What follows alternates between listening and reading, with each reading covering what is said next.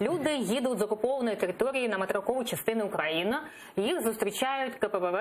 І розкажіть, будь ласка, Богдане, яка ситуація там, що відбувається, чи є такі механізми, аби умови людей були такі, щоб вони хоча б могли б чимось користуватися. Що відбувається зараз? На данный момент мы все знаем, что когда президент представлял нового главу Херсонської обласної державної адміністрації Юрія Гусєва.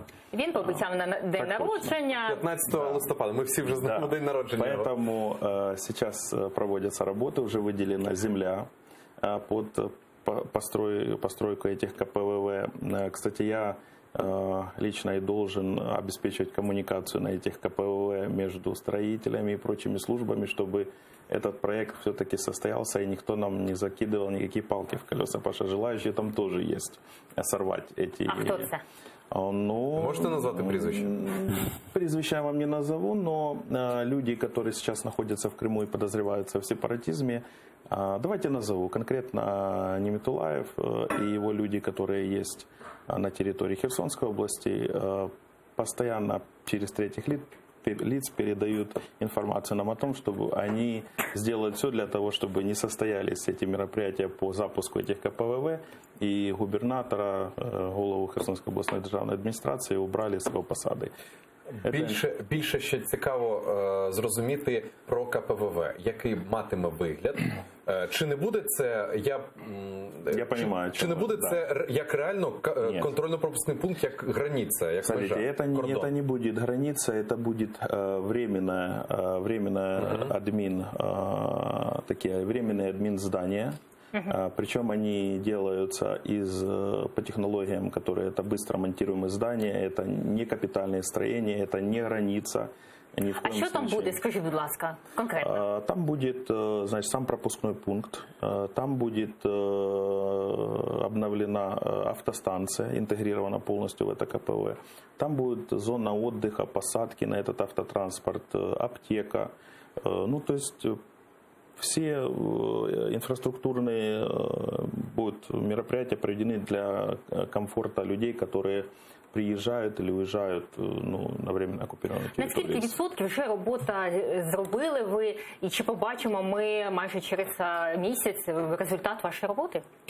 Ну, не через месяц, а 15 листопада. Да, еще 1,5 месяца. Да, кожен день на вагу золота. Поэтому мы понимаем важность этого проекта, этого строения, и мы ведем постоянный мониторинг и работу над этим. Сейчас выделена земля и начаты земляные работы.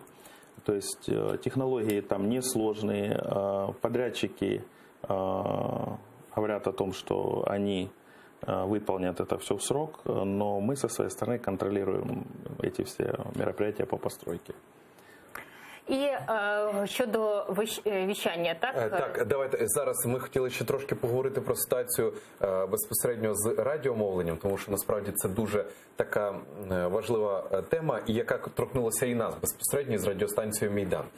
Останнє поточнення щодо того, як облаштовуватиметься ця територія. Я правильно розумію, це і Каланчак, і Чонгар? Так точно, да. Два КПВВ, Каланчак и Чонгар. А взагалі там 3? Нет, будет 2 делаться. Ні, я маю на увазі пункт пропуск, правда? Нет, Каланчак, 2. Чаплинка Сейчас і говорится Чонгар. о 2 пропускных пунктах Каланчак и Чонгар. Інфраструктура, маю на увазі дорога, тому що там зараз нині вона в жахливому стані, точніше в жахливому стані. Дело в том, что ни на одно КПВВ по понятным нам причинам и не доходит общественный транспорт. Там есть проблемы с тем, что местные, скажем так, назовем их правонарушители и местные, скажем так, люди, которые занимаются нелегальными перевозками, выдавили оттуда физически перевозчиков, которые осуществляли, у них которых были маршруты наработанные, которые осуществляли на КПВВ перевозки. Они сейчас выдавлены были до нашего приезда в область. Мы работаем сейчас 1,5 месяца как раз.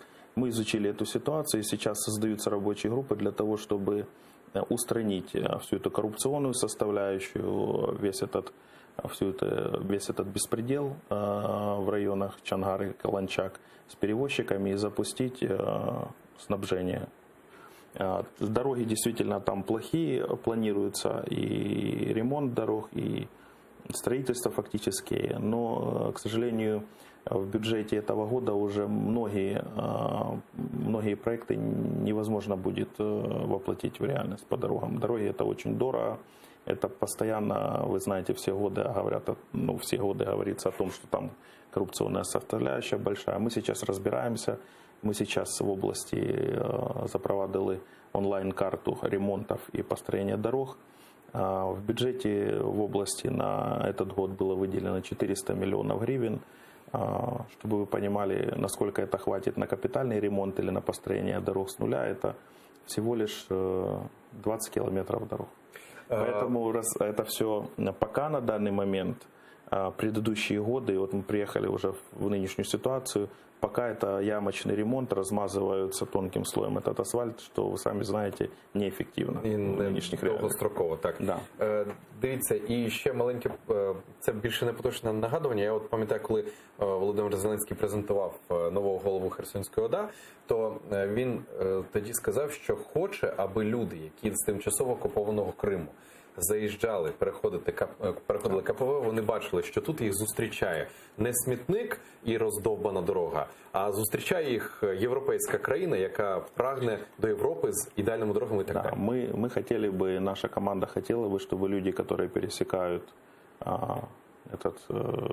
давайте не кордон, Админмежу. админмежу, да, Тимчасово. да, тимчасовую админмежу, чтобы они видели, что, хотелось бы, это очень амбициозно, но мы хотели бы добиться того, чтобы Европа начиналась именно вот с пересечения, вот только люди ступили, и их полностью, они видели, что мы уже в Европе, и о них заботятся лучше, чем с той стороны. Пока на данный момент мы видим, что, к сожалению, там, с той стороны, ситуация немножко лучше и по дорогам, и по транспорту, поэтому мы видим проблемы, мы о них говорим, и мы готовы реагировать на них